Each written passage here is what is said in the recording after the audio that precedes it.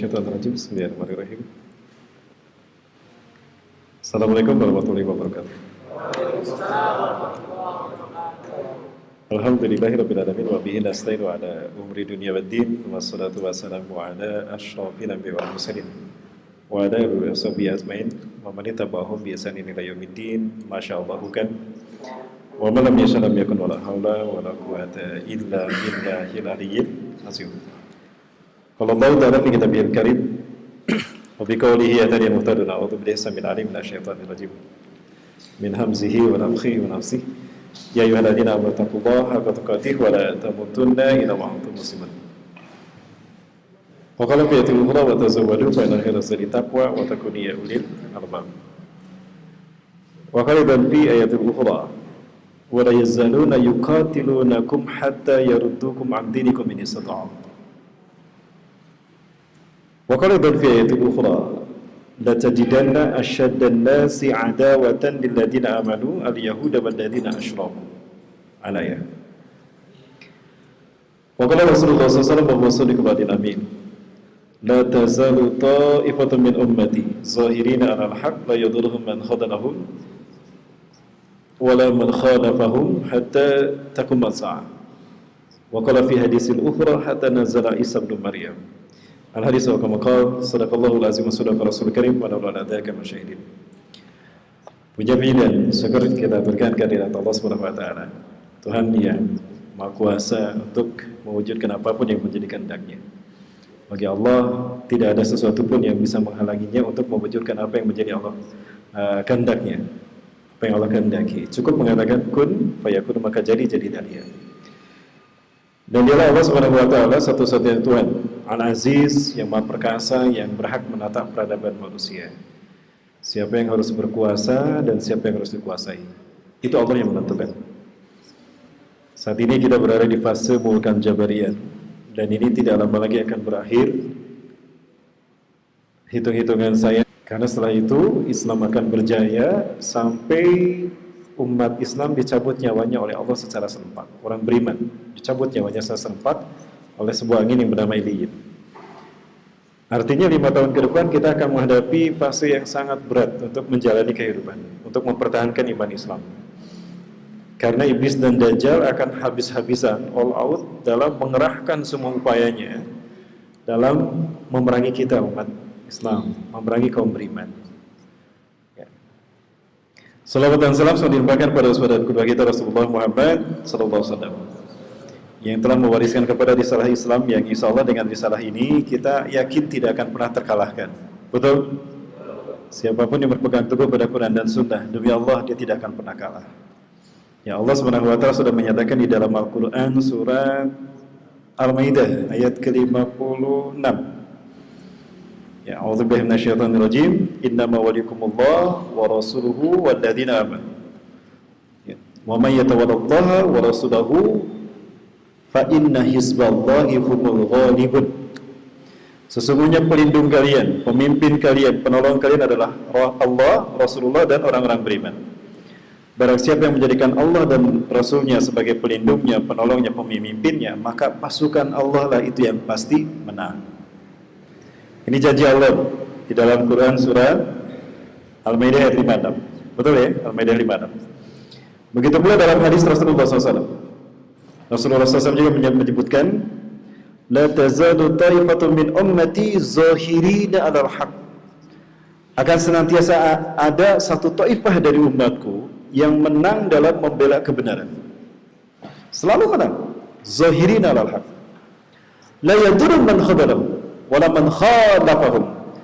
Sedikit pun tidak mencelakai mereka dan tidak membahayakan mereka, orang-orang yang menggembosi mereka dengan fitnah dan propaganda mereka, dan juga yang menyelisih mereka dari kalangan munafikin. Ya, hatta taqum as-sa'ah, mereka akan terus zahirin al-haq, menang sampai kiamat terjadi. Dalam hadis yang lain Rasul menyebutkan sampai turunnya Isa bin Maryam. Artinya pertarungan antara umat Islam dengan kaum kafir dan kaum musyrikin dan munafikin ini akan terus terjadi sampai pertolongan Allah turun untuk menzahirkan Islam. Okay. Namun, Bapak Ibu yang dirahmati Allah, iwafillah, pertarungan yang dihadapi ini pertarungan kelas berat. Karena berada di babak final. Kalau pertarungan babak final, biasanya yang dimainkan pemain cadangan apa pemain inti? Main inti, pemain yang terbaik ya. Berarti yang bermain nanti dalam perang, yang berjuang dalam perang akhir zaman ini adalah pasukan yang terbaik. Kenapa disebut yang terbaik? Karena yang dipertaruhkan bukan nama baik para nabi saja. Dan bukan nama baik Rasulullah yang kita pertaruhkan, tapi reputasi Allah sebagai Tuhan satu-satunya yang kita pertaruhkan. Karena pertarungan akhir zaman ini, pertarungan akhir episode ini merupakan pertarungan di mana kita berhadapan langsung dengan sang kampion kesesatan. Siapa? Iblis dan Dajjal. Ya. Keduanya sebetulnya sekarang sedang gelisah. Kenapa? Karena ambisinya belum terwujud secara penuh. Obsesinya menguasai dunia belum bisa terwujudkan sampai hari ini. Salah satu yang mereka harapkan adalah hancurnya Masjidil Aqsa. Ya, titik penting bagi penguasaan Mekah Madinah apabila Masjidil Aqsa hancur. Sampai hari ini mereka belum bisa menghancurkan Masjidil Aqsa. Ya, padahal sudah tidak kurang dari 300 terowongan dibikin oleh Yahudi Zionis. Ya, ekskavasi nggak pernah berhenti di Masjidil Aqsa ini untuk menentukan Masjidil Aqsa. Padahal statusnya sudah berubah menjadi milik orang Yahudi kan, Yerusalem ini yang di dalamnya ada Masjidil Aqsa. Namun mereka lupa kalau Masjidil Aqsa tetap Allah jaga sampai nanti munculnya pasukan yang terbaik di bawah pimpinan Imam Mahdi. Baik, Bismillahirrahmanirrahim. Nah, itu pertarungan yang sejati yang akan dihadapi oleh umat Islam. Mudah-mudahan itu zaman kita. Ya, kalau itu terjadi di zaman kita, alhamdulillah, kita punya peluang untuk menjadi orang mulia di muka bumi ini. Kenapa demikian? Karena sebaik-baik pasukan adalah pasukan yang melawan Dajjal. Sebaik-baik pasukan adalah pasukan yang perang melawan pasukan Dajjal. Karena itu sudah dijamin. Siapapun yang saat itu berjuang, walaupun hanya 1 jam atau 1 menit dia berjuang, langsung meninggal dunia, itu jaminannya surga. Ya. Yang masih hidup saja sama Nabi Isa diusap wajahnya. Wa yamsahuna wujuhahum, dan Nabi Isa alaihissalam kata Rasulullah akan mengusap wajah pasukan-pasukan itu sambil mengucapkan anta fil jannah, inna makanaka fil jannah, tempatmu di surga, tempatmu di surga, tempatmu di surga, semua kalian tempatmu di surga. Allahu akbar. Nah, kita berharap jika memang itu dekat di zaman kita, kita termasuk di dalamnya. Amin ya rabbal alamin. Baik, Bapak Ibu rahimahullah, kayaknya lebih banyak ikhwan akhwatnya, pemuda-pemudinya. Ya, Bapak Ibunya ada ibu di sini? Sedikit atau enggak ada sama sekali? Ada Ibu Yulianti ya, istri saya. Baik, gimana sehat para sekalian? Ya, yang saya hormati DKM Masjid Nurul Huda, ya alhamdulillah. Saya tidak menyangka ternyata saya harus banyak ceramah di sini ya. Seminggu ini saya 2 kali ceramah di sini. Kemarin bersama Quranik Akhwat Community, sekarang dengan Hasanah Dakwah ya, alhamdulillah. Mudah-mudahan masjid ini dengan adanya kajian ini menjadi tambah berkah. Amin. Ya Rabbal Alamin. Berkah buat pengurus, berkah buat siapapun, manajemen, dan juga berkah bagi siapa yang hadir. Baik, Iwan Rahmatullah. Kapan sebetulnya pertarungan antara hak dan batil yang kemudian dikenal dengan peperangan itu terjadi bermula pertama kali? Ini bermula dari sosok yang bernama Ajazil. Ajazil kita tahu dalam sejarah yang dicatatkan oleh para ahli, salah satunya apa yang dicatatkan oleh Ibnu Katsir di dalam kitab Al-Bidayah wa Nihayah, bahwa ternyata dia adalah sosok yang jin yang sangat soleh, yang tidak pernah berbuat maksiat setiap 1000 tahun. Bayangkan, setiap 1000 tahun gak maksiat maka derajatnya naik. Ya, seumur hidupnya sebelum dia tidak sujud kepada Nabi Adam itu gak pernah maksiat. La ya'sullaha tarfata ini mada mahiyati. Tidak pernah berbuat maksiat kepada Allah sedikit pun, walaupun hanya sepijing mata. Bahkan sampai derajatnya naik setiap 1000 tahun, hatta ya tadi bisa fatil kimani babro, sampai selevel dengan malaikat Jibril. Padahal malaikat Jibril adalah makhluk yang termulia di langit sana, yang paling dekat jaraknya kepada Allah Subhanahu wa taala. Dia Ajazil sempat mendapatkan makom itu. Nama Ajazil sendiri dari Allah. Azza yang dimuliakan, il oleh Allah. Jadi Azazil yang dimuliakan Allah. Ya. Namun karena ambisi dan kesombongannya untuk menjadi khalifah tidak terwujud, dia kaget kalau ternyata yang dipilih Allah untuk menjadi khalifah itu Nabi Adam. Nah, di situ dia marah sama Allah. Dia marah sama Allah dan menganggap Allah tidak adil. Aku ribuan tahun beribadah kepadamu dan aku tidak maksiat sedikit pun kepadamu ya Allah. Tidak kau pilih menjadi khalifah. Padahal aku hidup lebih dulu daripada Adam. Adam baru kau ciptakan, belum punya amal dia. Kenapa kau pilih jadi khalifah? Nah, itu logika iblis, logika Ajazil. Ya, maka Allah pun murka kepada Ajazil. Ukhruj anta, falatakuna laka anta tatakabbaru biha. Keluar kamu dari surga ini, tidak pantas kamu sombong di hadapanku. Allah marah tuh sama Ajazil. Innaka minas sagirin, kau sesungguhnya termasuk yang dikutuk Allah. Ajazil terima. Ajazil terima keputusan Allah tadi dan dia mengatakan ini. Qala, dia berkata, "Fabima aghwaytani, kalau engkau telah menghukum aku tersesat, la aqudanna lahum siratakal mustaqim." Aku akan menghalangi mereka manusia dari jalanmu yang lurus. Summa la yatanahum min baina aydihim, aku akan datang dari sebelah kanan. Akan aku bisikkan sesuatu yang seolah-olah kebaikan padahal itu adalah keburukan. Aku iming-imingi mereka manusia dengan janji-janji palsu. Ya. Jadi ternyata yang memberikan janji palsu itu sudah sejak zaman iblis. Ya. Di sebelah kiri akan aku takuti manusia dengan berbagai macam penderitaan. Aku akan takuti mereka dengan kehilangan, kesengsaraan, kemiskinan. Dari depan mereka tidak bersyukur kepadamu. Nah, dari sinilah mulai konspirasi atau peperangan itu bermula. Ya, maka dicanangkan oleh Azazil perang melawan umat manusia. Tapi bisakah Azazil memerangi umat manusia secara luas dan penuh dan menghancurkan manusia? Tidak bisa. Karena dia dalam dimensi yang berbeda. Dia makhluk gaib, kita makhluk nyata. Sehebat apapun pukulan Azazil nggak akan pernah kena ke kita. Karena dia makhluk gaib, ibarat kalangkang, bayangan berperang dengan kita. Bisa kita berkelahi dengan bayangan? Tidak bisa. Nah, kayak gitu. Maka iblis membutuhkan media untuk memerangi manusia.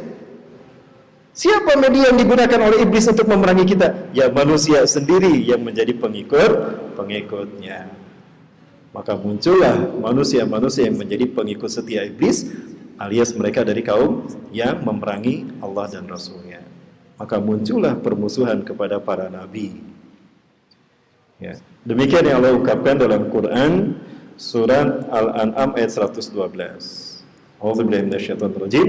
Wa kadzalika ja'alna likulli nabiyyin aduwan syayatinal insi wal jinni yuhi ba'duhum ila ba'd. Zuhrufal qawli ghurura. Walau syaa rabbuka lamma fa'alahu fadharhum wa ma yaftarun. Dan demikianlah kami telah jadikan bagi para nabi tadi musuh-musuh bagi mereka, setan-setan manusia dan setan-setan bangsa jin. Saling mewahyukan kepada mereka propaganda, bisikan dan sebagainya dalam lewat media yang mereka punya. Ya, perkataan yang indah untuk menipu manusia. Ya. Jika Allah berkehendak, mereka tidak akan pernah bisa melakukan itu. Maka apa kata Allah kepada para nabi dan rasulnya? Fazarhum, biarkan mereka dengan upaya dan propaganda mereka, dengan konspirasi mereka, hatta hin, sampai hin. Apa itu hin? Terbitnya matahari dari barat. Karena jika matahari sudah terbit dari barat, satu persatu kekuasaan Allah akan wujudkan. Kemenangan demi kemenangan akan terwujud di muka bumi sampai terbunuhnya Dajjal. Ya. Apakah ketika Dajjal terbunuh iblis juga mati? Tidak. Iblis matinya nanti di Yaumul Ba'ats dengan kematian yang sangat menyakitkan. Tubuhnya meleleh sedikit demi sedikit. Ya, keluar cahaya ya dari tubuhnya dari berbagai macam cahaya dan bentuk api. Dari matanya keluar cahaya lalu terbakar keluar api. Dari telinga juga keluar cahaya lalu membakar, telinganya meleleh. Ada seseorang bertanya ketika saya cerita begini, Ustaz, iblis setan kan diciptakan dari api. Kalau disiksa dibakar di neraka dengan api, masa api makan api? Apakah sakit? Gimana kan? Ya, iblis kan diciptakan dari api ya. Dimasukkan ke dalam neraka berarti dibakar dengan api juga. Sakit tidak iblis? Bagaimana kita memahami? Putan iklan helas kenapa? Ya, ini ada seorang santri juga yang bertanya pada seorang ustadznya, kiainya. Pak Kiai, hari setan itu kan diciptakan dari api. Kalau dimasukkan ke neraka berarti disiksa dengan api lagi, dibakar dengan api. Masa api dibakar sama api?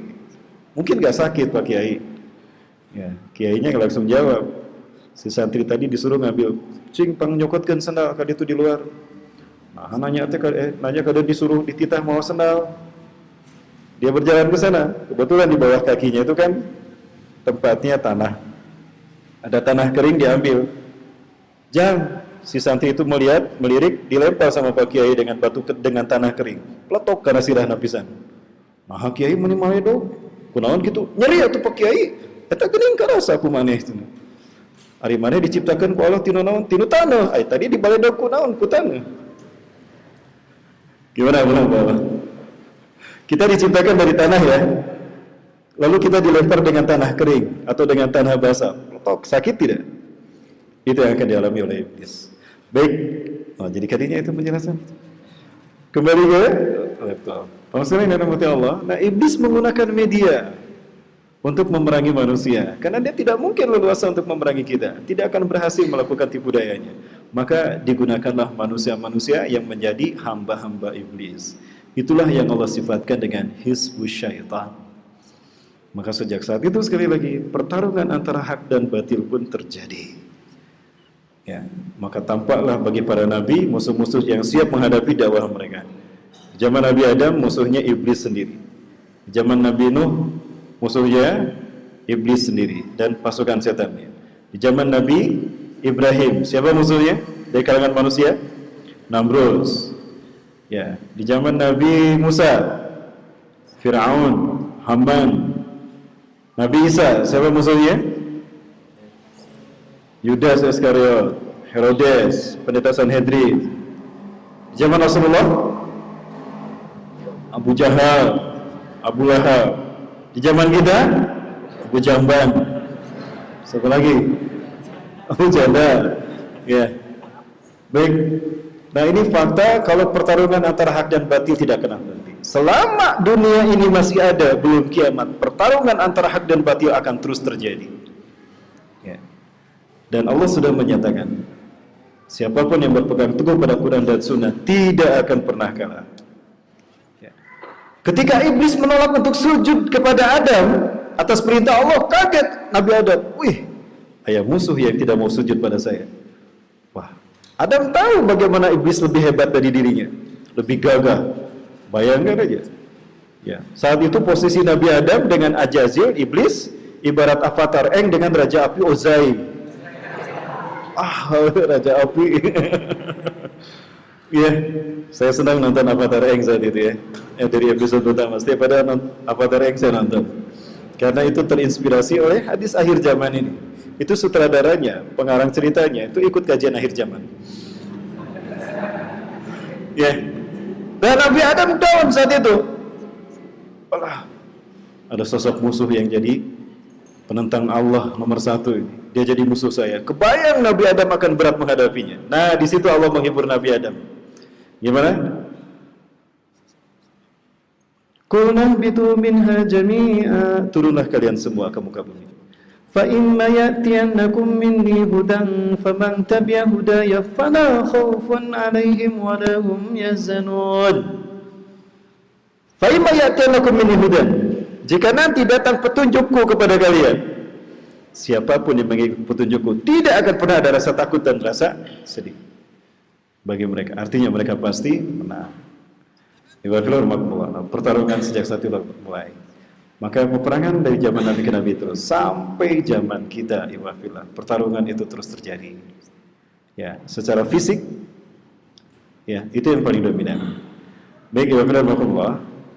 Nah, namun pertarungan yang berikutnya di saat umat Islam berjaya menguasai dunia, Turki Utsmani menjadi dinasti Islam terakhir yang mengusung bendera khilafah dalam memimpin dunia. Ya. kepemimpinan Turki menjadi pencatat kepanjangan dari peradaban Islam yang menguasai dunia. Maka tercatat dalam sejarah peradaban dunia, dari sejak 610 Masehi di zaman Rasulullah SAW Muhammad, umat Islam menguasai dunia 1315 tahun sampai Turki Utsmani. Kurang apa Turki Utsmani? Gagahnya luar biasa. Ya. Kemenangan demi kemenangan Allah berikan pada Turki Utsmani. Dimulai dari Sulaiman bin Bayazid sampai puncaknya di zaman Muhammad Al-Fatih 1453. Bahkan kurang hebatnya apa Muhammad Al-Fatih? Di usia 21 tahun dia menguasai 21 negara. Usianya 21 tahun menguasai 21 negara, dan beliau berjihad dimulai dari usia 17 tahun.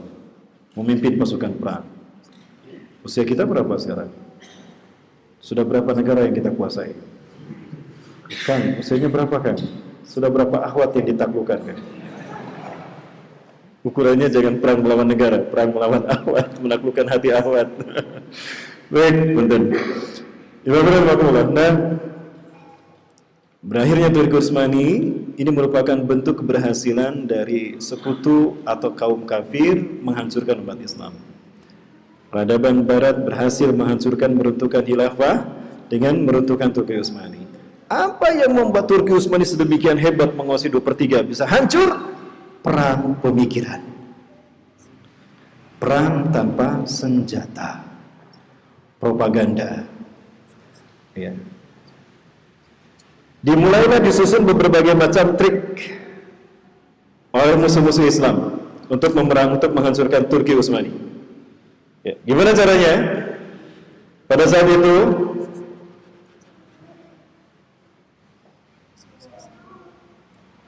tokoh Zionis internasional Theodor Herzl itu menjadi pemimpin pasukan Yahudi Eropa yang mengajukan permohonan kepada Turki Utsmani, tepatnya kepada Sultan Abdul Hamid, raja terakhir dari Turki Utsmani. Ya, Sultan Abdul Hamid. Kepada Sultan Abdul Hamid, Theodor Herzl menyampaikan secara tertulis tawaran untuk bekerja sama. Ya. Turki Utsmani paham saat itu. Sultan Abdul Hamid tahu pada saat itu bahwa orang Yahudi pintar dalam bisnisnya, sukses dalam ekonominya, itu menguasai perekonomian, dan mereka kaya di Eropa. Tapi Turki tidak merampas harta mereka. Maka kepada Sultan Abdul Hamid dikatakan, aku tahu Turki kalian punya hutang, walaupun kalian berkuasa. Itu adalah kerendahan hati kalian. Padahal kalian bisa saja merampas hutang tadi untuk tidak dibayar kepada negara pemilik hutang kalian. Maka saya Theodor Herzl atas nama bangsaku menawarkan untuk kerjasama. Saya siap untuk membantu memberikan pinjaman demi membayar hutang-hutang Anda. Ya. Balasannya apa? Bantu kami untuk punya tanah air. Kami hanya meminta satu wilayah saja dari 2/3 dunia yang Anda kuasai. Apa yang diminta oleh Theodor Herzl? Beri kami Palestina. Theodor Herzl minta Palestina. Itu secara tertulis disampaikan kepada Sultan Abdul Hamid. Jika Anda memenuhinya, kami akan membangunkan universitas-universitas tertinggi di tempat-tempat yang paling strategis yang Anda pilih. Kami akan membuat sekolah-sekolah penting bagi Turki Utsmani. Ya. Atau bahkan kalau perlu, kami siap untuk membayar, untuk menghapuskan hutang-hutang Anda kepada kami yang telah lalu. Jika Anda berkenan memberikan satu saja wilayah kepada kami dari semua negara yang Anda kuasai. Mintanya Palestina. Maka apa jawaban Sultan Abdul Hamid? Demi Allah, sejengkal pun tanah Palestina tidak akan kami berikan. Karena dia adalah milik kaum muslimin. Ya. Dimanapun wilayah di mana kaum muslimin berada, itu adalah karunia Allah kepada kami dan tanggung jawab kami menjaganya. Maka demi Allah kami tidak akan pernah memberikannya pada siapapun, termasuk kepada Anda. Terima kasih atas tawaran Anda. Saya tidak bisa menerimanya. Mohon maaf. Marah Theodor Herzl. Nah, maka saat itu dimulailah perang pemikiran yang dilakukan oleh Theodor Herzl. Lewat media, dia gunakan strategi politik belah bambu. Sultan Abdul Hamid yang sedemikian solehnya luar biasa. Ya, dikabarkan mata keranjang, cinta perempuan, dan haus darah. Media-media Israel, propaganda mereka menyebarkan berita-berita bohong hoax tentang Sultan Abdul Hamid. Di saat yang sama, Yahudi sudah mempersiapkan kader untuk menjadi agennya. Siapa? Mustafa Kemal Pasha.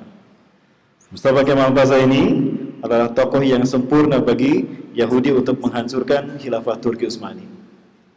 Ya, kebetulan dia adalah seorang Yahudi Dunama dari Salonika. Salonika ini adalah perbatasan antara Turki dengan Yunani.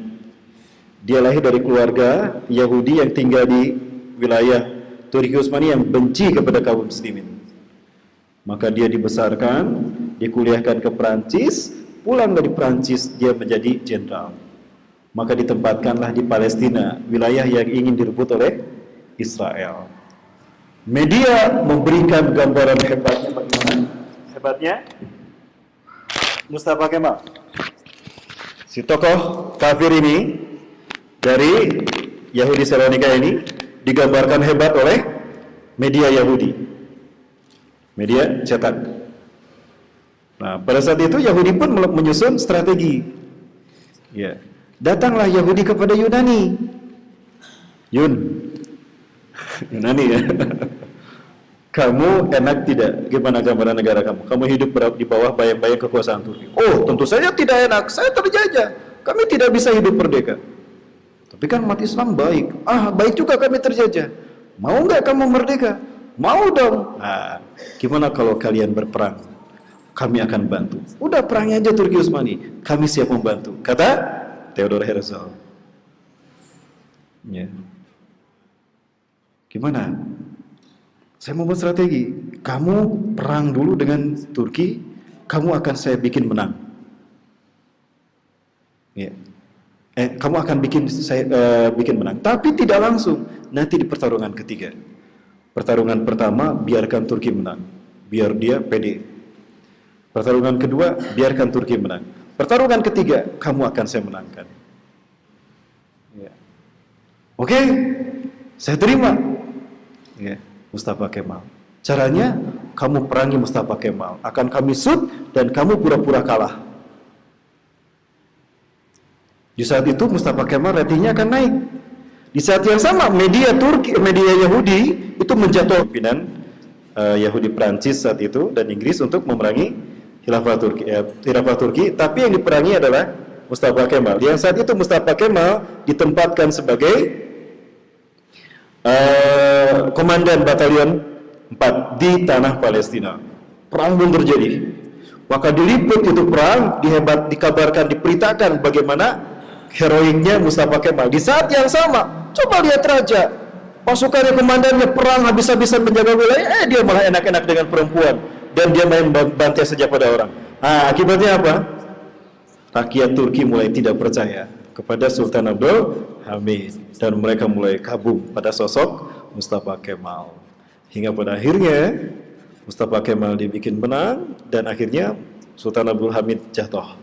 Maka muncullah kelompok kaum munafikun yang disebut dengan Turki Muda. Mereka inilah yang menjadi kecebong di Turki. Betul. Media membesarkan kecebong ini hingga akhirnya terjadilah tekanan dan melemahlah kekuasaan Abdul Hamid. Abdul Hamid sadar media Yahudi ini digerakkan oleh Theodor Herzl. Dendam dia karena Palestina tidak berikan. Maka kecebong ini dengan tokoh-tokoh yang diangkatnya plus di bawah pimpinan Mustafa Kemal berhasil menguasai animo masyarakat Turki. Maka dengan mudahlah Sultan Abdul Hamid digulingkan. Maka hancurlah Turki Utsmani tanggal 3 Maret 1924 dan berdirilah Republik Turki yang sekuler. Demi Allah, apa yang mereka lakukan Yahudi kepada Turki, sekarang akan mereka lakukan kepada Indonesia. Betul tidak teman sekalian? Itu sudah mereka lakukan. Tokoh-tokohnya sudah ada, Mustafa Kemalnya ada, sedang berkuasa. Ada kan? Sedang berkuasa. Para kecebongnya ada. Ya, udah banyak. Jadi gimana? Tinggal menunggu kehancuran. Ya. Tapi kenapa? Kok tidak bisa juga? Karena kita bersatu, para sekalian. Betul? Allahu Akbar. Ini para sekalian. Inilah perang tanpa senjata yang sedang mereka gambarkan. Jika dengan cara begini Turki Utsmani yang menguasai 2/3 dunia bisa mereka hancurkan, apalagi Indonesia. Mereka pikir Indonesia mudah mereka hancurkan. Karena ukuran mereka sekelas Turki bisa mereka hancurkan, apalagi Indonesia. Mereka tidak tahu kalau di Indonesia ada kita, betul? Itu dia. Nah, ini yang membuat mereka frustasi. Makanya lewat media mereka gencar melakukan perang opini. Ya, pemutarbalikan fakta. Ya, sudah terbiasa bagi kita, jangan heran. Allah aja mereka bohongi, apalagi kita. Ya, Allah saja mereka bohongi, apalagi kita. Inilah perang tanpa senjata yang akan menjadi entry point perang memerangi umat Islam sebelum perang secara fisik. Dan akhirnya terbukti kan, dengan perang secara pemikiran Ghazwul Fikri ini, maka Turki pun pada akhirnya jatuh. Di saat itulah pasukan militer dikirimkan. Maka dengan mudah Turki Utsmani dikuasai, dijatuhkan, dunia pun jatuh ke tangan Barat. Demi Allah, ini yang akan mereka lakukan terhadap Indonesia. Bagi perang tanpa senjata dalam teori perang konvensional, ya, itu disebut Ghazwul Fikri. Dalam tataran pandangan geopolitik dunia, itu disebut perang Ghazwul Fikri dalam bahasa Arab. Kalau dalam bahasa militernya itu adalah Sea War. Ya, kalau dalam bidang akademis itu adalah mind control. Ya, apa itu Ghazwul Fikri? Ghazwul Fikri itu adalah upaya untuk mempengaruhi cara kerja otak manusia, untuk mengubah persepsi seseorang agar otaknya menilai sesuatu itu baik atau buruk, menerima atau tidak, dengan berbagai macam media dan cara yang dilakukan secara berulang-ulang dan terus-menerus, sehingga terbentuklah opini dari masyarakat sebagaimana opini yang dikehendaki, tujuan yang dikehendaki oleh si pelaku Ghazwul Fikri. Dan ini yang mereka lakukan dalam memerangi Islam. Terbaca jelas dalam cara mereka menghancurkan kita lewat penghancuran WTC. Ya, WTC mereka hancurkan, tuduhkan umat Islam, maka dunia pun menyerang umat Islam. Maka di saat itu media memberitakan umat Islam teroris, padahal mereka lah yang sesungguhnya melakukan. Ini dimulai dari Ghazwul Fikri. Ya. Apa yang menjadi bagian dari umat manusia yang diperangi oleh mereka lewat ranah Ghazwul Fikri? Tiga-tiganya. Kita kotor, tidak tertib, merusak ibu kota. Itu yang diberitakan. Ya. Jadi sebaik apapun kita, media tidak akan pernah memberitakan kebaikan kita. Tapi ada satu celah bagi kita untuk disalahkan. Kesalahan itu di-blow up habis-habisan. Itulah cara mereka. Sementara kepada pihak yang pro atau menjadi agen mereka, seburuk apapun mereka diberitakan baik. Ya. Ada kebaikan mereka sekecil apapun, kebaikannya dibesar-besarkan. Itulah mereka. Nah, ini pesiwer perempuan. Ini adalah pemikiran. Body, badan kita, ini pun menjadi sasaran bagi mereka untuk dihancurkan. Ya, bagaimana cara badan kita dihancurkan? Lewat produk-produk yang mereka ciptakan. Ya, produk yang mereka ciptakan apa saja? Apa yang kita konsumsi? Makanan, minuman, perempuan sekalian. Sudah banyak beredar makanan minuman yang menjadi media bagi iblis untuk menghancurkan kita. Ya. Atau sesuatu yang sering kita konsumsi. Contohnya apa? Ya, coba jujur saja perempuan.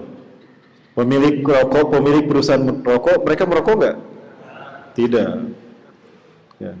Bos, kita ini punya pabrik rokok, sudah terkenal, bos sudah kaya, bos menjadi konglomerat, rokok kita sampai ke luar negeri. Tapi sepanjang saya kerja bersama bos nggak pernah terlihat seputung pun merokok, bos. Hari kamu baca tuh, ini merokok, ini diperuntukkan bagi mereka nggak bisa baca. Punten ya. Nah, ini Ghazwul Fikri, badan juga diserang. Padahal sudah jelas ada tulisannya kan. Punten ya penambolan, ini ranah Ghazwul Fikri yang menyerang badan. Ya. Sudah jelas rokok itu membunuhmu. Masih kena dijual, devisa penambalan. Nah, ekonomi. Nah, kemudian dengan produk-produk yang enak dikonsumsi, dibikinlah adanya ketergantungan jiwa. Jiwanya pun kena. Maka dengan mudah umat Islam dihancurkan. Kenapa? Di saat pikiran kita menerima apa yang menjadi propaganda musuh-musuh Islam, di saat badan kita banyak mengkonsumsi apa yang mereka produk sehingga halal haram pun tidak jadi masalah, maka jiwa kita pun mudah menjadi bagian dari propaganda mereka. Maka di saat itu Allah dan Rasul akan meninggalkan kita, hancurlah kita. Beginilah cara mereka memerangi umat Islam. Baik, ya Bapak, setelah mereka melancarkan perang seperti ini, para presiden, beberapa ranah mereka sentuh, apapun mereka kuasai. Hajat hidup umat Islam nyaris tidak ada yang tidak mereka kuasai. Hukum, siapa yang menguasai? Mereka. Saudara sekalian, di saat kita mendapatkan kezoliman dan kita punya hak untuk menuntut secara hukum kepada pelaku kezoliman, kita yang menjadi korban. Kepada siapa kita mengadukan?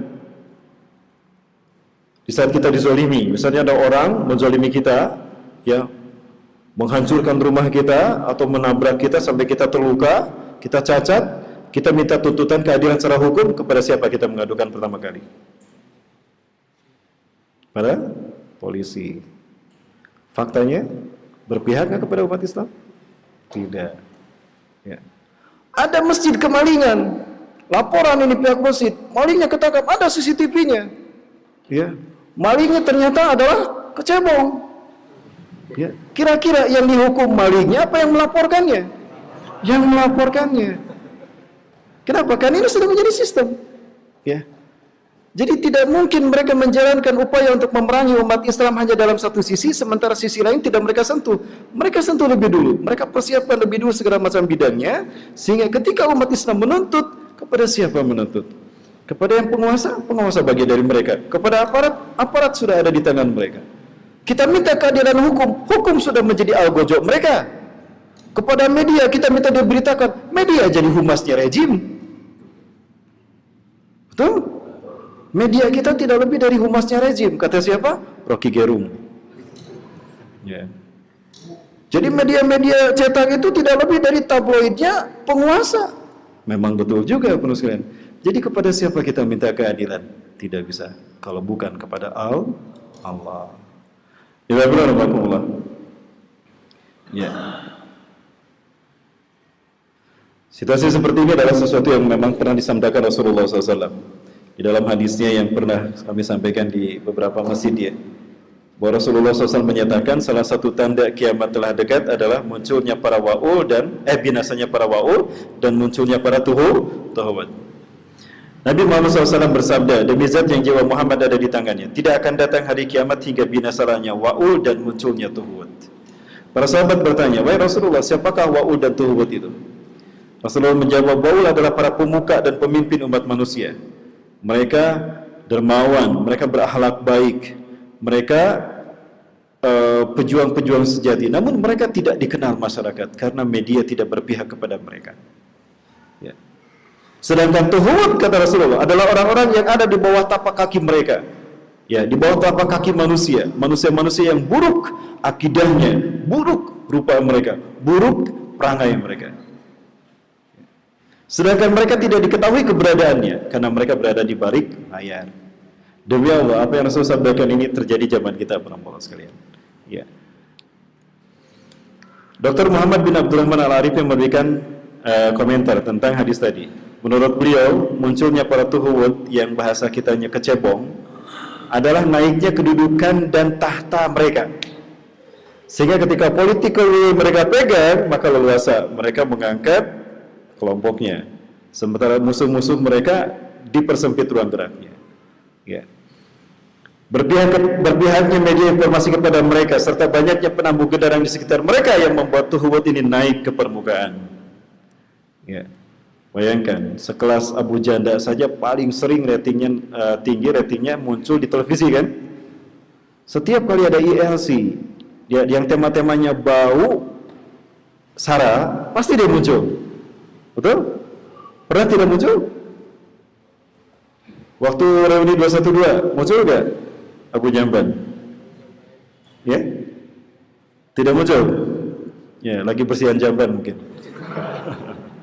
Ya. Nah, sedangkan para wa'ul adalah orang-orang yang mulia, orang-orang yang pandai, pemberi nasihat, akan tetapi mereka tidak diketahui oleh umat. Kenapa? Karena media informasi tidak berpihak kepada mereka, hukum tidak berpihak kepada mereka. Ya, kemudian juga ekonomi tidak berpihak kepada mereka. Maka mereka bahkan dibikin tidak diketahui umat sama sekali. Para sekalian, inilah bentuk perang tanpa senjata, propaganda, para sekalian. Ya, para sekalian, dan belakangan ini sudah makin jelas bagi kita bagaimana bentuk perang pemikiran ini makin mengerucut. Bagaimana ini bisa terjadi? Ya, umat Islam bisa mengalami ini karena banyaknya kaum munafikin. Mereka mengaku Islam, tetapi mereka benci ketika Islam diamalkan. Ngakunya Islam, tetapi mereka kebakaran jenggot kalau umat Islam mendapatkan keuntungan. Ya. Demi Allah, kalau bukan karena mereka, umat Islam tidak akan pernah merasa kalah dan dipermalukan di mata dunia. Inilah para inspirator, ya, inspirator dari mereka yang melakukan upaya pendiskreditasi terhadap umat Islam. Penyebar hoax, provokator ketika umat Islam akan melaksanakan perintah Allah dan Rasulnya. Ya. Dulu mereka tidak ada. Lalu bagaimana mereka bisa muncul? Itu tadi. Adanya kelompok orang yang berperan mendesain mereka sehingga mereka muncul. Kenapa mereka bisa muncul? Apalagi kalau bukan karena dunia. Ya. Demi Allah, ini membuktikan apa yang disampaikan Rasulullah SAW. Tidak akan datang satu zaman kiamat, tidak akan datang pada kita sehingga kalian akan menyaksikan orang-orang yang menjual iman Islam mereka dengan dunia. Kalian lihat mereka berubah akidahnya dalam sehari. Pagi beriman, sorenya kafir, sore beriman, paginya kafir. Karena mereka mengukur iman mereka hanya karena dunia. Ketika dunia berpihak kepada mereka, tentram, sakinah mereka bersama umat Islam. Tapi ketika umat Islam tidak memberikan dunia pada mereka, mereka balik menjadi musuh umat Islam, bersekongkol dengan musuh-musuh kalian. Para muslimin yang dirahmati Allah. Maka fitnah demi fitnah pun mereka lancarkan lewat media. Ya. Dia pernah menyatakan, ya, tokoh yang satu ini, para sekalian, barang siapa yang dengan menyiarkan berita atau pemberitaan bohong dengan sengaja, ini menerbitkan keonaran dalam di kalangan rakyat, dihukum dengan hukuman penjara setinggi-tingginya 10 tahun. Ini merupakan undang-undang KUHP. Ya, hukum pidana, pasal 14 ayat 1. Ya. Para sekalian yang dirahmati Allah. Ini lucu ketika dia mengomentari dan meminta agar duta besar Arab Saudi ini dipulangkan. Ya, padahal yang dikatakan oleh duta besar Arab Saudi apa, perempuan? Para pembakar bendera tauhid itu adalah kelompok yang menyimpang. Sekali lagi, para pembakar bendera tauhid itu adalah kelompok yang menyimpang. Subhanallah, ya. Beliau sudah mengucapkannya demikian. Tapi dalam pengakuannya, termasuk juga ketika Banser pun ditanya, diinterogasi, kenapa kamu membakar bendera itu? Itu bukan bendera tauhid, itu bendera HTI. Ya. Maka apa yang dikatakan oleh duta besar Arab Saudi berbeda dengan apa yang mereka katakan, kan? Duta besar Arab Saudi mengatakan membakar bendera tauhid itu adalah perilaku menyimpang, sementara yang mereka mengaku yang mereka bakar bendera HTI, kan beda. Yang ini bendera tauhid, yang ini bendera HTI. Nah, kenapa mereka marah, tersinggung oleh duta besar Arab Saudi? Mereka tahu kalau yang mereka bakar itu bendera tauhid, tapi kan ngakunya bendera HTI. Ya. Begini pemikiran para kecebong beramal. Ya. Saya pernah menyampaikan, ini ibarat seekor kucing yang ada lalat hinggap di atas tubuhnya. Ya, ada tikus nih yang benci sama kucing tadi. Kebenaran ayah lalu cicing dina awak si ucing. Dipukul itu lalat dengan kayu besar. Yang sakit lalatnya apa kucingnya? Ya. Kucingnya marah sama si tikus. Ari mana burit, kenapa pukul saya? Saya tidak memukul kamu kucing, yang saya pukul lalat. Mereka benci sama Islam, mereka ingin memukul Islam. Tapi ketika ditanya, kenapa kamu membakar bendera kami? Yang kami bakar bukan bendera tauhid, yang kami bakar bendera HTI. Itu kan kata mereka. Tapi ketika Raja Arab Saudi mengatakan para pembakar bendera tauhid bukan bendera HTI, para pembakar bendera tauhid itu adalah kelompok yang menyimpang. Tersinggung mereka. Oh, berarti mereka sadar yang mereka bakar adalah bendera tauhid. Jadi ahli hoak ini siapa, para mereka. Nah, para sekalian, inilah para tuhud yang menjadi jongosnya mereka yang berada di belakang tuhud ini. Pertanyaannya, siapa yang berada di belakang tuhud ini? Siapa lagi kalau mereka yang membenci Islam sejak zaman para nabi dan rasul, yang sudah dengan lantang menyatakan penentangan mereka pada Allah dan Rasulnya, kalau bukan ahli kitab. Masih ingat para sekalian, bagaimana dia bisa besar seperti ini kalau bukan dibesarkan oleh Yahudi? Siapa yang membesarkan dia kalau bukan orang-orang Yahudi? Ya, disinilah awalnya kalimat tauhid itu dibakar. Ya. Orang Yahudi nggak pernah kehabisan ide dalam memerangi Allah dan Rasulnya. Rasul aja mereka hadapi, apalagi para ulama. Ya. Maka dengan mudah para kecebong ini dibimbing. Udah, kamu lakukan ini, kamu lakukan ini, kamu lakukan ini. Ya.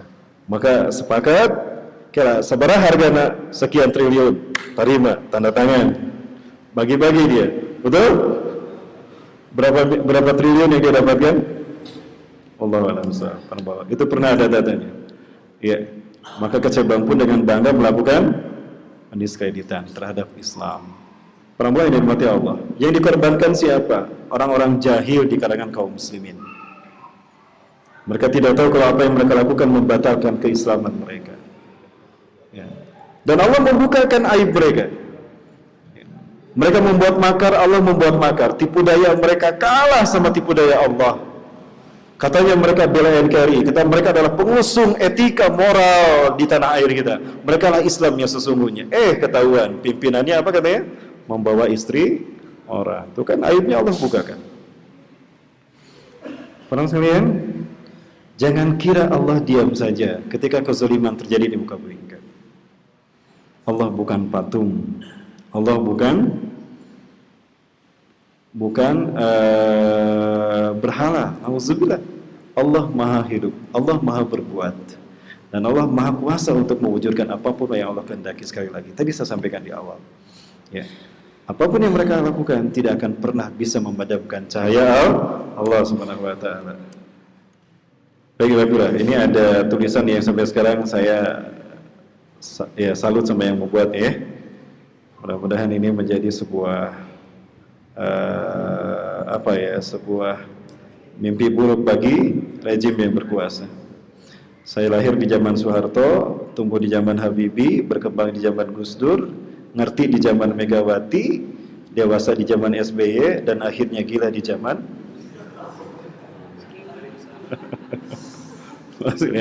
enggak, ini iklan dulu. Ada yang merasa seperti ini? Ada yang merasa seperti ini? Maksudnya, ini indikator dari apa yang disampaikan Rasulullah SAW. Mendekati akhir zaman, zaman makin buruk. Mendekati akhir zaman, zaman makin kacau. Ya, warna peradaban kita saat ini tidak lebih baik daripada yang sebelumnya. Carut marut, tidak jelas arah peradaban ini mau dibawa kemana. Ya, Bapak Ibu yang mati Allah. Nah, satu hal yang harus kita pahami bahwa musuh-musuh Islam tidak akan pernah berhenti memerangi kita. Ya. Apapun akan mereka lakukan demi memerangi umat Islam. Sampai akhirnya umat Islam jatuh, walaupun mereka tidak salah. Ya, walaupun mereka tidak salah, harus selalu dicari kesalahan. Ya, karena yang mereka inginkan adalah umat Islam itu hancur. Ya. Satu hal yang tidak bisa mereka pungkiri, bahwa apa yang Allah firmankan di dalam Al-Quran dan apa yang Rasulullah sabdakan dalam hadis itu terbukti dalam kehidupan sehari-hari. Nah, itu yang bikin mereka stres. Ya. Dari hari ke hari yang terjadi adalah pembuktian kebenaran Allah dalam firman-Nya dan juga hadis Rasulullah dalam sabdanya. Ya, itu yang tidak bisa mereka pungkiri. Maka mereka stres. Ya, sehingga mereka selalu melakukan upaya cara bagaimana agar umat Islam tidak bisa mewujudkan apa yang Allah dan Rasul-Nya janjikan. Ya, tapi sayang sekali, mereka sampai kapanpun tidak akan bisa memadamkan cahaya Islam. Apapun propaganda yang mereka lakukan. Maka jangan heran akan selalu muncul orang-orang dengan trik-trik yang baru. Ya, dengan fitnahan-fitnahan yang baru. Karena menghadapi umat Islam tidak bisa dengan logika sehat. Menghadapi umat Islam tidak bisa dengan aturan yang benar. Menghancurkan umat Islam hanya bisa dengan fitnah. Ya. Kalau kamu ingin menuduh orang lain teroris, walaupun kamu teroris, sebut saja orang baik itu teroris. Maka orang akan percaya ketika kamu menyebarkannya lewat media dan disebarkan terus menerus. Ya, Alhamdulillah, belajar sekali lagi dari WTC. WTC dihancurkan, ya. Media memberitakan kalau yang menghancurkan WTC itu adalah Al-Qaeda, Usama bin Laden, umat Islam, teroris. Maka buruklah citra umat Islam pada saat itu. Seluruh dunia media memberitakan secara berulang-ulang. Di Indonesia saja hampir seluruh stasiun televisi memberitakan berita tentang WTC. Siapa yang melakukannya? Usama dan Al-Qaeda. Betulkah Usama dan Al-Qaeda? Tapi berhasilnya propaganda ini membuat umat Islam hancur. Karena Usama dituduh ada di Afghanistan, habis Afghanistan dibantai. Ya, habis Afghanistan dibantai.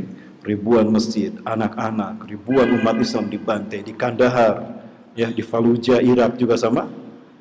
Ya, pada akhirnya ternyata tidak terbukti kalau Usama pelakunya. Al-Qaeda itu ternyata tidak ada. Bukankah hebat para pakar peneliti politik dari Barat? Dan ketika mereka diminta pendapat, apa jawaban mereka? Bukan Al-Qaeda yang melakukan, dan bukan Usama pelakunya. Ternyata siapa yang melakukan? Orang Amerika sendiri yang melakukan. Dihukum tidak mereka? Tidak, karena hukum adalah algojo mereka. Ya. Dunia sudah tahu bahwa yang melakukan penghancuran WTC itu di bawah komando George Walker Bush. Dihukum tidak George Walker Bush? Tidak.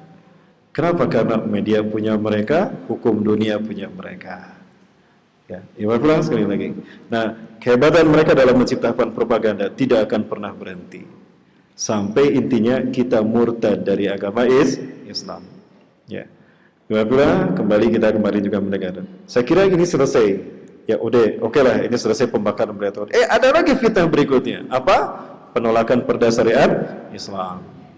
Terus akan muncul. Inilah fitnah yang kata Rasulullah terus akan muncul seperti ombak di lautan, datang nggak pernah berhenti. Ya, sosok ini kan yang memberitakan benci sama syariat Islam. Mohon maaf Pak Gubernur ke bawah-bawah. Saya tidak menyoroti Pak Gubernur ya. Yang saya soroti adalah perempuan yang di sampingnya. Mudah-mudahan Pak Gubernur tidak tersinggung. Ya, yang saya maksud adalah yang di sampingnya. Ya. Dan saya tidak mengatakan ada hubungan antara partai itu dengan enggak ya, jangan kemana-mana. Saya nggak mengatakan apa-apa, nggak apa-apa viral juga. Ya, teman sekalian. Nah, akan selalu ada orang-orang yang akan menjadi media atau alat dari musuh-musuh Islam untuk menghancurkan kita. Ya, akan ada nanti agenda planning online, akan ada karena mereka sudah mempersiapkannya. Ya. Dan ternyata mereka lah yang mengusung nomor ini. Maka bagaimana mereka bisa terima kalau nanti kita yang menang? Ya. Bagaimana elektabilitas saat ini?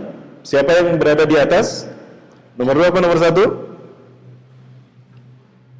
Nomor 2 apa nomor 1? Kelihatannya nomor 2 ya. Kalau nomor 2 ini makin kuat, kira-kira nomor 1 gerah nggak? Oh, gerah. Ya? Panas nomor 1. Pasti gerah.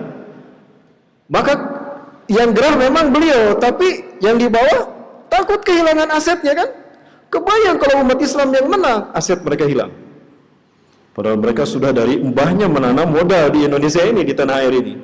Dan mereka sudah triliunan dolar mereka korbankan untuk membayar para kecebong demi memerangi umat Islam. Gak mungkin mereka harus kehilangan aset mereka seumur hidup.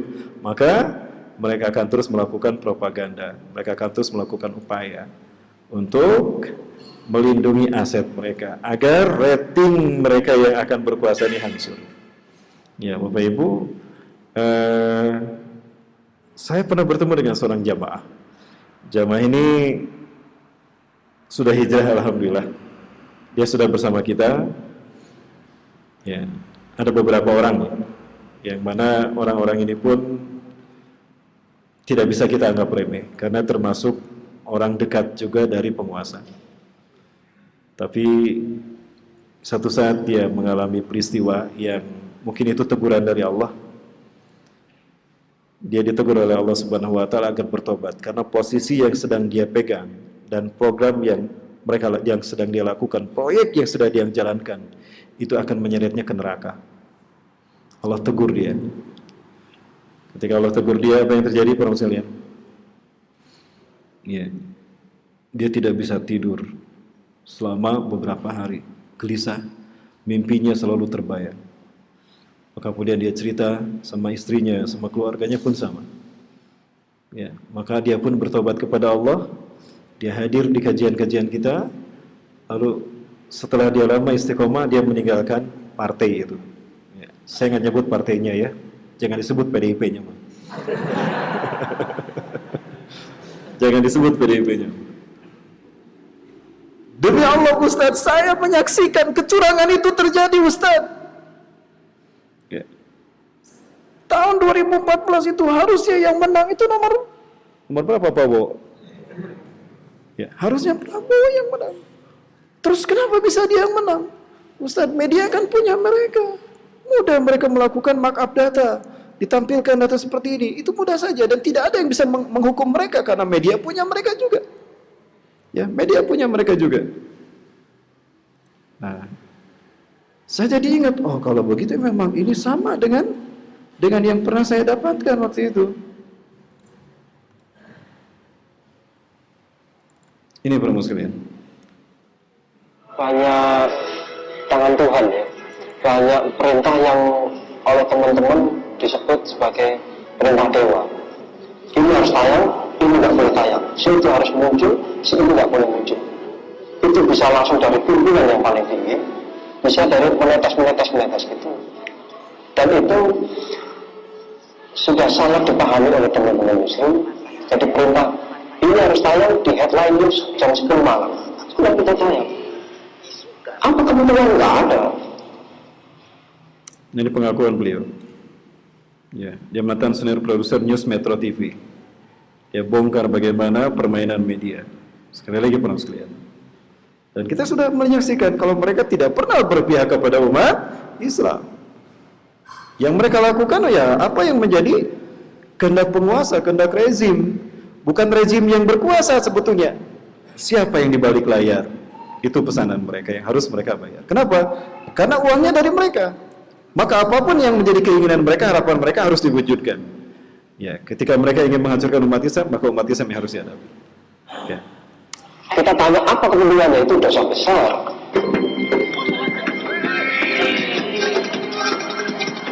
Waktu saya jadi produser newsmaker dulu kan acaranya kan undang orang menteri ya gitu. Tapi saya nggak akan undang menteri yang tidak jadi newsmaker. Tapi beberapa produser nawari saya, ini ada menteri pertanian ini mau ngomong, bisa nggak? Ya, kenapa maunya dia? Ya apalah, nanti dibikin cari apa. Ini ada dananya 10 juta. Waktu itu saya masih baru di program itu, jadi kelihatannya itu sudah menjadi kebiasaan. Karena kenapa dia berani nelpon saya dengan langsung to the point gitu, berarti dia merasa nyaman dong bicara soal itu. Padahal saya baru sekali ditelepon orang itu. Berarti bahayanya dalam arti kemudian ya berita itu bisa dibeli sesuai dengan orang mau beli kan. Dari yang besar sampai yang kemudian tingkat reporter dibeli 500.000 bisa. Dan itu bahaya sekali. Dan itu benar real bagi saya sebagai seorang wartawan, melihat itu sangat real, benar-benar ada. Yang kemarin-kemarin itu kayak jadi habitatnya kayak gitu metode. Dari atas sampai bawah. Jadi tidak salah kalau kita bilang Metro tipu. Sekali lagi, kalau bukan karena media, tidak mungkin mereka bisa leluasa untuk menghadapi kita umat Islam. Ya, sebagaimana iblis tidak akan bisa leluasa menghancurkan umat manusia. Mereka alam gaib kok. Bagaimana mereka bisa menghancurkan yang nyata? Maka mereka gunakan orang-orang yang nyata, pengaruhi orang-orang yang nyata untuk menjadi alat mereka menghancurkan siapa yang menjadi musuh mereka. The man behind curtain, itu yang harus kita lihat. Ya, orang-orang di balik layar, tangan yang memegang senjata, bukan senjatanya, para sekalian. Ya, wafirahmatullah. Ya, saya pernah cerita mungkin tentang kejadian yang ada di Garut. Ya, beginilah cara mereka memerangi kita.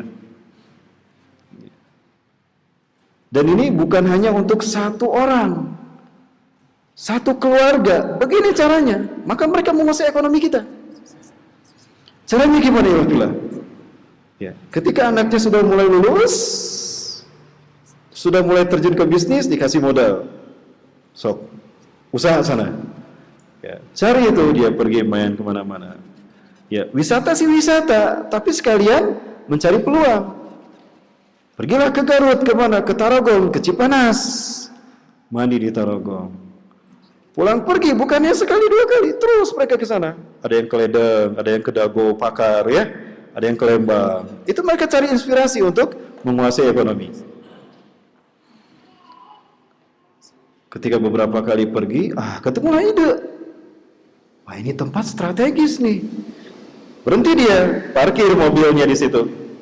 Dia lihat alamnya, wah indah sekali. Populasi orangnya banyak, padat juga ini. Bagus kalau untuk industri makanan. Di sini belum ada. Dia survei pasar. Oh pasarnya kayak gini, siapa aja yang ke pasar, oh seperti ini. Dia lihat PD pasarnya, ngobrol berapa pendapatannya, lihat angka datanya, oh peluang ini dia. Bukalah dia pabrik, beli dia tanah, oh ada tanah nih. Nah sebelum dia melakukan itu untuk membeli tanah di satu tempat, dia punya peliharaan dulu. Bagaimana cara dia punya peliharaan? Sebentar, ini keluar ya. Bisa ke dalam? Iya. Ya, Bismillahirrahmanirrahim. Ini agak berat. Mohon maaf, saya tidak pakai ini. Nah, jauh sebelum mereka melakukan itu, mereka siapkan dulu faktor pendukung program bisnis mereka. Ini pendekatan ekonomi mereka. Hukum mereka beli, political will mereka beli. Datang ke sebuah sekolah. Di mana sekolahnya, Dek? Di SD ini, Bu. Oh, SD itu. Dek, kelas berapa? Kelas 4, Bu. Di kelas kamu yang ranking 1 siapa? Asep, Bu. Ada Asep di sini? Enggak ada.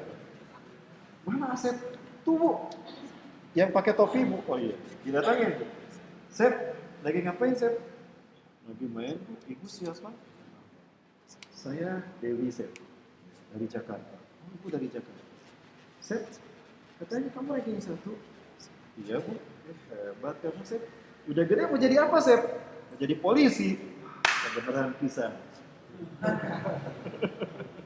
Sep mau jadi polisi? Iya, mau jadi polisi. Hebat, Sep.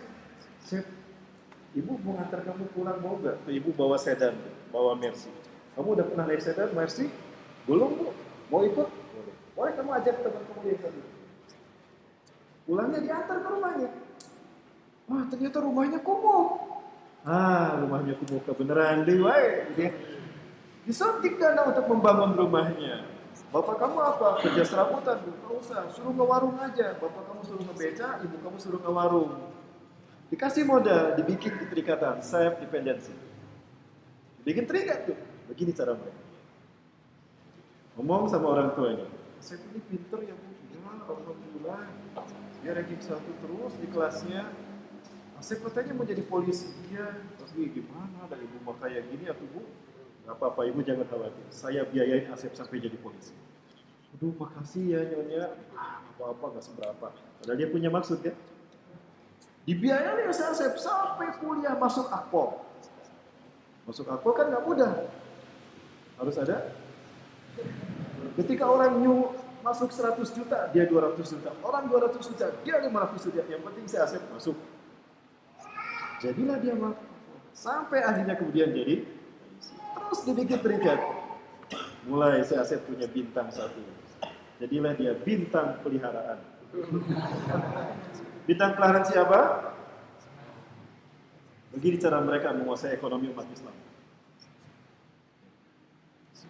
Kemudian di bidang pertanahan ada dia juga melihara seseorang di bidang pertanahan. Sehingga kalau ada kendala di bidang pertanahan, tinggal telepon aja. Iya masalah, oh gampang. Ini terjadi di Cinambong. Cerita sama saya. Masuk tuh, gak dia keluar supirnya. Orang lain ngantri berhari-hari tuh beres-beres kita surat, mana nama datang, petugasnya keluar langsung, luruskan, pulang langsung, beres. Kita seminggu kita nggak beres. Mereka hanya 1 jam. Dan mereka tidak mau keluar, hanya hoan atau si fitnah. Mereka punya peliharaan. Cara mereka. Dibelilah tanah di Garut tadi, di pinggir jalan. Dulu nggak ada, sekarang ada sebahan. Di Leles Kadungora. Dibeli tanah awalnya. Ketika dibeli tanah, ada satu pemilik tanah yang tidak mau menjual tanahnya. Siapa? Pak Haji. Udah apal nomornya? Sipit. Ahok.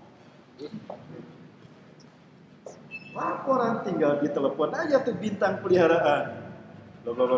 Gampang. Siap bos. Datang. Pakai seragam. Datang ke si Pak Hajinya, bawa pistol, itu pistol disimpan di depan. Ya, punten nih saya ceritakan kepada mas kalian, ya, biar jelas saja siapa mereka. Disimpan pistol di depan di atas meja. Apa yang terjadi? Sampai dijual mau datang. Ada polisi teh, aya pistol di dinya. Ada dia kata si Pak Haji teh, wayahna irang. Pikeun. Tadina 250, ana jadi 150. IC bayar. IC yang si bosnya bayarnya tetap segitu, 1,5 karena 1 per meter kali sekian hektar kali sekian pindah. Ini yang terjadi. Maka berdirilah perusahaan mereka. Maka umat Islam pun dipermudah untuk bekerja di sana. Diaturlah dengan aturan karena nafkah mereka terikat di sana. Setiap bulan Desember wajib pakai topi Sinterklas. Ya. Dan ketika Natalan harus datang diundang sama bos. Lamun tidak datang dicoret tina karyawan. Ketika perayaan Natal tadi, selamat Natal bos, ibu hati dan begitulah cara mereka memerangi kita. Ini bukan hanya satu keluarga, ini dinasti penuh sekalian. Dan ini yang terjadi. Beginilah cara Indonesia dihancurkan. Beginilah cara umat Islam dihancurkan. Demi Allah, inilah bentuk perang tanpa senjata tapi dengan pemikiran dan dengan ekonomi. Ada satu ide yang sangat bagus yang saya baca dari tulisannya siapa? Kwik Kangi ya. Pernah dengar? Ya. Langkah mudah untuk menghancurkan mereka dan menguasai perekonomian Indonesia. Ini tidak akan lama. Caranya gimana? Tarik semua uang umat Islam dari bank-bank mereka. Masukkan uang tadi ke bank pemerintah. Ya. Andaikan umat Islam kompak seluruh Indonesia ramai-ramai sebagaimana aksi 212 jika ingin menghancurkan ekonomi mereka dan membangkitkan ekonomi negara, ya tarik semua. Ini yang disebut dengan rush money. Pindahkan uang kita dari bank mereka ke bank-bank negara. Maka mereka kehilangan uang kan? Di saat mereka ditarik nasabahnya, maka kalau itu terjadi nanti nasabah pada minta uangnya. Ketika nasabah minta uangnya, mereka tidak punya uangnya. Ya, akhirnya gimana? Ya mereka minjam kepada pemerintah. Dalam sekian waktu mereka tidak bisa mengembalikan, maka dikatakan bank itu gagal. Ini bisa dilakukan dalam waktu singkat. Andaikan umat Islam kompak melakukannya, hancur tuh bank-bank ekonomi mereka. Ekonomi dan perbankan keuangan mereka. Kalau ini kita mau melakukan luar biasa. Ide yang brilian dari Kwik Yangi. Walaupun beliau seorang non-muslim, tapi beliau pure dengan pikiran bersihnya, dengan nuraninya. Ya, andaikan ini kita bisa melakukan, subhanallah, udah Indonesia ini cepat majunya. Nah, harusnya ini menjadi bagian dari jihad ekonomi, Allah, untuk mengembalikan tatanan perekonomian pada kita kaum muslimin. Bagi warahmatullah, ada satu kekhawatiran saya yang ini memang jika dibiarkan terus terjadi, ini akan memuncak penuh sekalian. Ya, bukan hanya ini yang kita lihat. Ya, bisa jadi ini merupakan cara mereka menutup sebuah propaganda, cover story perempuan Allah. Ya. Jangan lupa penuh sekalian, orang yang satu ini, yang sebelah sana, dia adalah orang yang pernah menjadi ketua Ahoker. Ya. Maka lihat saja, mereka tidak pernah pergi meninggalkan Ahok. Ya, penuh sekalian, apa dipikir Ahok diam saja di dalam penjara, tidak melakukan apa-apa? Oh, jangan salah, saya yakin ini idenya dia. Dan betulkah dia di penjara? Bukankah hukum adalah algojonya mereka? Ya, kita tidak pernah dikasih tahu seperti apa dia di sana. Ada yang pernah melihat umat Islam datang melihat bagaimana kondisi Ahok benar di penjara? Tidak kan? Tidak ada. Ya, ternyata dia melakukan upaya menggerakkan di balik itu. Inilah cara mereka memerangi kita, dan inilah yang disebut dengan perang tanpa senjata, Ghazwul Fikri. Ya. Dan bagaimana bisa sudah jelas-jelas mereka anti-Islam. Beginilah hebatnya fitnah akhir zaman. Sekelas kiai saja kena, apalagi kita, kata Allah. Ya. Demi Allah, ini membuktikan kepada kita kalau gelar di dalam Islam itu tidak menjamin dia loyal kepada Allah dan Rasulnya. Betul? Ya. Iman dan takwa bukan milik para ulama. Iman dan takwa itu milik Allah Subhanahu wa taala yang Allah berikan kepada siapa yang Allah kehendaki. Hatta dia seorang preman sekalipun, kalau dia bertobat kepada Allah, dia bisa lebih mulia dari kiai. Betul? Kalau dia membuktikan keimanan dan keislaman untuk Allah dan Rasulnya, ketimbang kiai haji tapi loyalitasnya al-wala wal baranya untuk musuh-musuh Allah. Inilah yang menjadi agen dari mereka untuk menghancurkan umat Islam. Sayang sekali, seribu sayang. Dia tidak sadar kalau dia dijadikan sebagai alat untuk menghancurkan umat Islam. Teman sekalian, di dalam konteks al-wala wal bara yang dikarang oleh para ulama-ulama salaf, menghimpun dari Quran dan hadis, dikaji berdasarkan pandangan para ulama salafus saleh, maka disimpulkan menolong dan membantu musuh-musuh Islam untuk mendapatkan kekuasaan demi menghancurkan umat Islam itu membatalkan keislaman seseorang. Mayansurul kafirin au yuqayyiduhum ala makanihim liqitalil muslimin faqad batala imanuh. Barang siapa yang menolong orang-orang kafir dalam memerangi umat Islam atau sekedar membantu melancarkan propagandanya, maka sungguh ikidahnya, iman Islamnya telah batal. Maka jangan tertipu dengan kehebatan embel-embel yang ada pada dirinya. Itu jelas sungguh telah membuat Allah murka kepada dirinya. Sekali lagi teman-teman, ini sudah menunjukkan pada kita kalau hidayah bukan milik mereka orang-orang yang bergelar kiai haji, bukan milik para ulama, tapi hidayah Allah berikan kepada siapa yang Allah kehendaki. Man jahada fina lanahdiyanahum subulana. Barang siapa yang sungguh-sungguh di jalan kami, Allah akan memberikan petunjuk kepada dia. Siapapun yang bersungguh-sungguh di jalan Allah, di jalan kami, akan kami tunjukkan jalan menuju keridhaan kami dan keselamatan dunia akhirat. Ini janji dari Allah, teman sekalian. Ya. Di saat yang sama justru mereka yang tadinya dimarginalkan menjadi hijrah bersama kita sekarang kan luar biasa. Sehingga indah walaupun ketika wudhu mereka bertato, terlihat bekas antingnya, tapi mereka sudah sholat berjamaah bersama kita. Loyalitas mereka sudah jelas milik siapa untuk Allah dan Rasul dan orang beriman.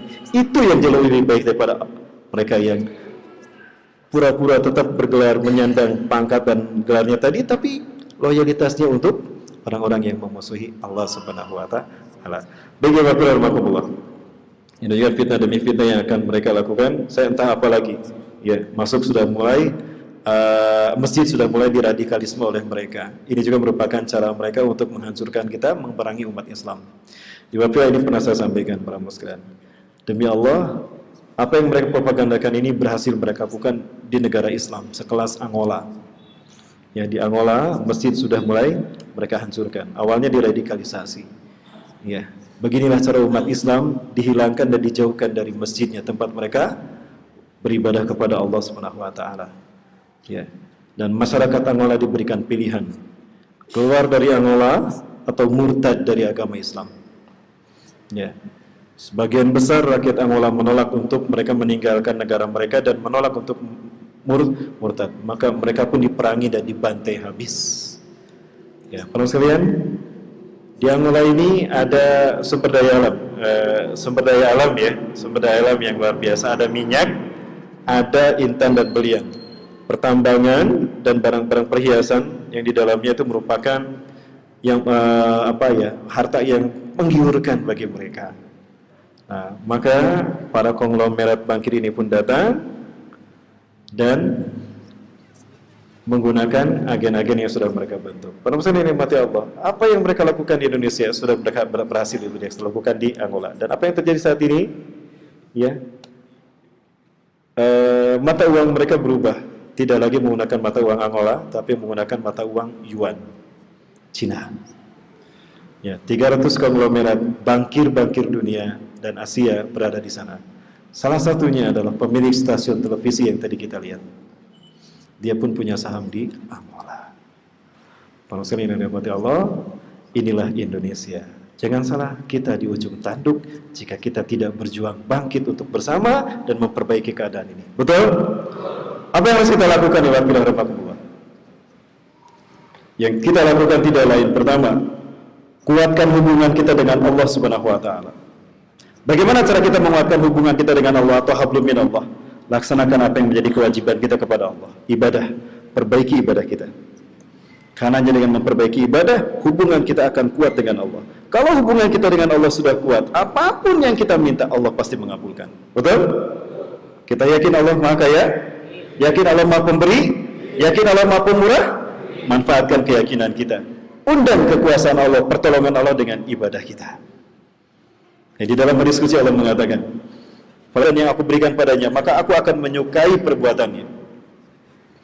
Wala yarjul abdu yataqarraba ilayya bin nawafil hatta uhibbu.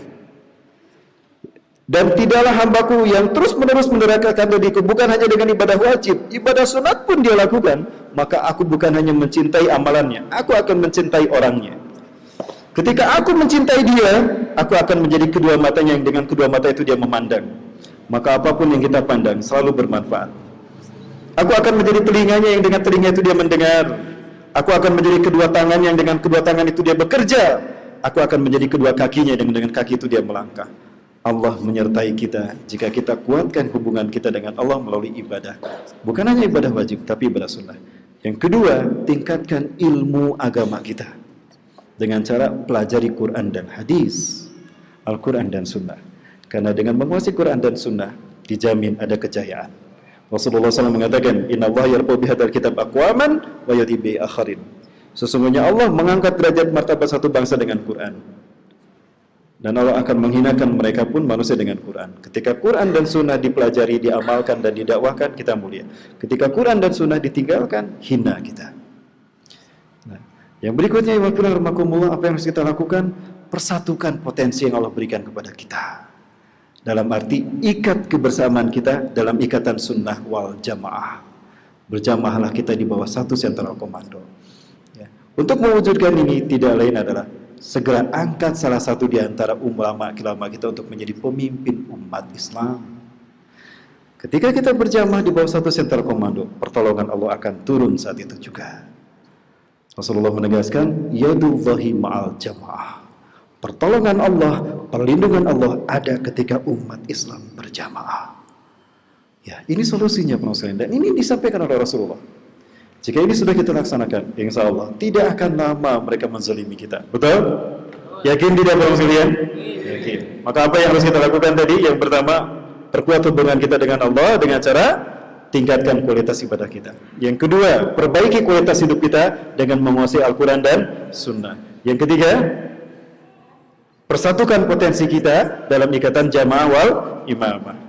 Yang keempat, segera angkat salah satu dari para ulama yang kita percaya untuk menjadi pemimpin. Karena ketika ada pemimpin dan jamaah ini sudah terbentuk, pertolongan Allah akan turun. Baik, itu dulu barangkali yang dapat saya sampaikan. Lebih dan kurangnya mohon maaf. Yang benar dari Allah, yang salah kulipan sapi beri dan saya beristighfar. Mudah-mudahan ada guna dan manfaatnya khusus bagi saya menyampaikan dan umumnya bagi para hadirin sekalian yang sama-sama menyimak. Demikian, hadanallahu wa yakum majma'in wa minkum. Waktu saya kembalikan pada pembahasan.